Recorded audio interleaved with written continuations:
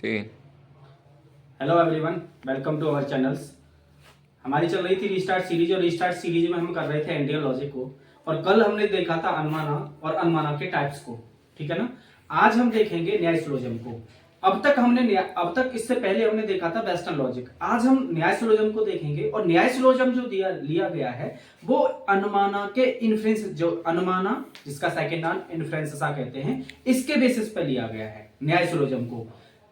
अब यहां पर जो हम देखेंगे वो वेस्टर्न लॉजिक और इंडियन लॉजिक का या न्याय सिलोजिज्म का डिफरेंस भी देखेंगे, ठीक है ना। जो वहां पे जो मॉडल पे आधारित थी वो अरस्तु के मॉडल पे आधारित थी, इसलिए उसे एरिस्टोटेलो सिलोजिज्म कहा जाता है। यहाँ न्याय सिलोजिज्म कहा जाएगा, ठीक है ना। न्याय सिलोजिज्म पे हम चलते हैं। देखो, न्याय सिलोजिज्म में मैंने बोला था कल का 5 स्टेटमेंट होते हैं, जैसे हम शॉर्ट में याद करते हैं फून के नाम से। क्या नाम से? PHWN, फून के नाम से याद करते हैं, ठीक है ना। अब हम देखते हैं होते हैं, जैसे सबसे पहले मैंने एक सेंटेंस दिया जाता है जिसमें हम प्रत्यजना बनाई जाती है। जब हम रिसर्च पढ़ रहे होंगे तो जिसे हम कहते हैं ना, सबसे पहले एक हाइपोथेसिस बनाई जाती है।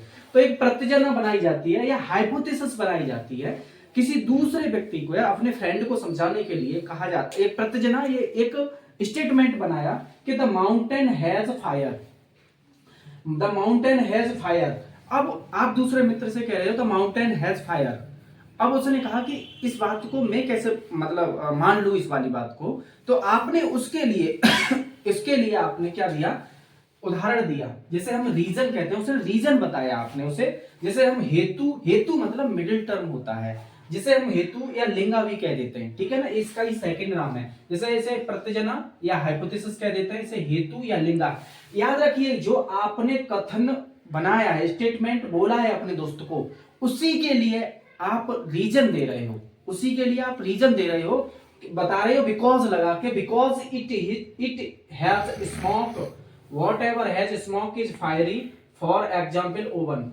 आप नहीं, यहां तक देखिए, वॉट एवर, ये यहां तक है। बिकॉज इट हैज स्मोक, जहां धुआं होता है वहां आग होती है। बिकॉज इट हैज स्मोक आपने दे दिया, ठीक है ना, क्या रीजन दे दिया। लेकिन आप, अब वो कह रहा है, आपसे पूछेगा कि ऐसा कहीं होता है, तो आप उसके लिए एक यूनिवर्सल एग्जाम्पल दे रहे हो। यूनिवर्सल एग्जाम्पल, जो एग्जाम्पल दिया जाता है ना, वो यूनिवर्सल दिया जाता है। ये कोई पर्सनल एग्जाम्पल नहीं दे सकते, क्योंकि पर्सनल आप एग्जाम्पल देंगे ना तो वो केवल एक ही जगह लागू होगा।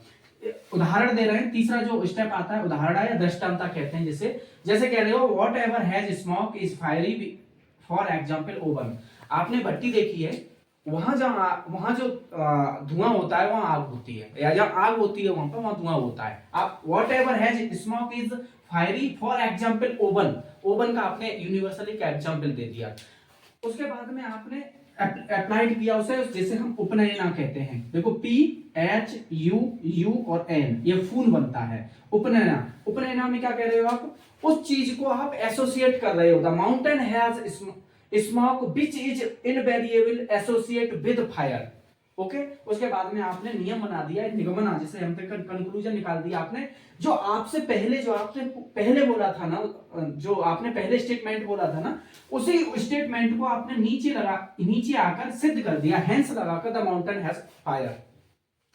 अब ये पूछा कैसे जाता है? ये 5 स्टेटमेंट हो गए, क्या ये आपको याद रखने हैं? ये ऐसे पूछा जाता है, 2-3 स्टेटमेंट दिए होते हैं और न्याय सिलोजिज्म को क्रम में लगाने के लिए कह देता है। तो मैं आपको बता देता हूं, जो statement the mountain has fire जो है ना, इस वाले स्टेटमेंट को ही आपने 2-3 मतलब आपने रीजन दिया पहले, 2-3 का मतलब रीजन दिया, एग्जांपल दिया, एप्लीकेशन पार्ट दिया, फिर कंक्लूजन।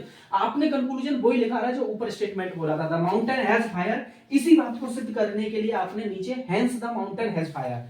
अब इसमें क्रम से कैसे लगाओगे? जैसे उसने ये 4 स्टेटमेंट या 5 स्टेटमेंट दे दिए और आपको न्याय सिलोजिज्म में एक ऑर्डरिंग में लगवा रहा होता है। तो याद रखना, द माउंटेन केवल सिंपल स्टेटमेंट होगा। और एक और बात, इसमें यही वाला स्टेटमेंट आता है, यही वाले उदाहरण आते हैं, इसके अलावा आता नहीं है। ओके ना, द माउंटेन हैज फायर, ये इसके अलावा इससे ना आगे या कुछ आपने एक स्टेटमेंट दिया है, तो वो केवल एक आपकी हाइपोथेसिस या प्रत्यजना है। हाइपोथेसिस या प्रत्यजना है, ठीक है। आपने बिकॉज लगाया, वो रीजन है बिकॉज, बस आगे बिकॉज इट हैज स्मोक क्यों बोला है ये तो मैंने समझा दिया, लेकिन बिकॉज से आप समझ लेना, केवल इतने से समझ लेना कि ये सेकंड नंबर पे लगता है। उसके बाद में वॉट एवर, बस ये थर्ड वाले स्टेटमेंट पे लगता है। जो एग्जाम्पल दे रहे हो ना वॉट एवर, इस वाले से आप पता कर लेना कि इसके लिए ये आपका मतलब एग्जाम्पल है, ये थर्ड नंबर पर आता है। उसके बाद में आप देखो इनवेरिएबल एसोसिएट, ये चौथे नंबर पे आता है। इनवेरिएबल एसोसिएट, बस एक भी वाला पॉइंट, इनवेरिएबल एसोसिएट। उसके बाद में हेंस जब लगा होगा ना,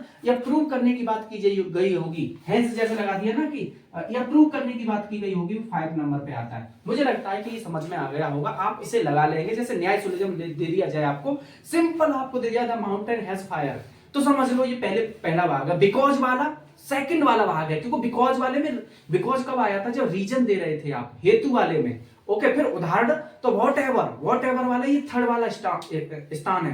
इनवेरिएबल एसोसिएट ये फोर्थ वाला स्थान है। जो आपने ऊपर बोला था, जो स्टेटमेंट ऊपर बोला था, आपने उसे उदाहरण देते हुए, एग्जाम्पल देते हुए, उसे एसोसिएट करते हुए उसे लास्ट में सिद्ध कर दिया। जब हेंस लग जाएगा ये 5वें नंबर पर होगा। मुझे लगता है अभी आंखें बंद करके भी आप लगा लेंगे। हेंस वाला 5 नंबर पर होगा, वॉट एवर थर्ड नंबर पर होगा, वॉट एवर थर्ड नंबर पर होगा। ओके, फोर्थ वाला इनवेरिएबल फोर्थ नंबर पर होगा, बिकॉज सेकंड नंबर पर होगा, सिंपल होगा, द माउंटेन हैज फायर। एक तो ऐसे क्वेश्चन पूछा जाता है न्याय सिलोजिज्म से, ठीक है ना। और हम देखते हैं न्याय सिलोजिज्म और अब वेस्टर्न लॉजिक में अंतर क्या होता है। इसमें कितने स्टेटमेंट हो गए, 1 2 3 4 और 5 स्टेटमेंट हो गए। जबकि वेस्टर्न लॉजिक में कितने स्टेटमेंट थे, तो हम देखते हैं कि अब न्याय सिलोजिज्म और वेस्टर्न लॉजिक में, न्याय सिलोजिज्म और वेस्टर्न लॉजिक में डिफरेंस क्या होता है। देखो स्टेटमेंट की यदि बात की जाए, तो देखो यहां देखो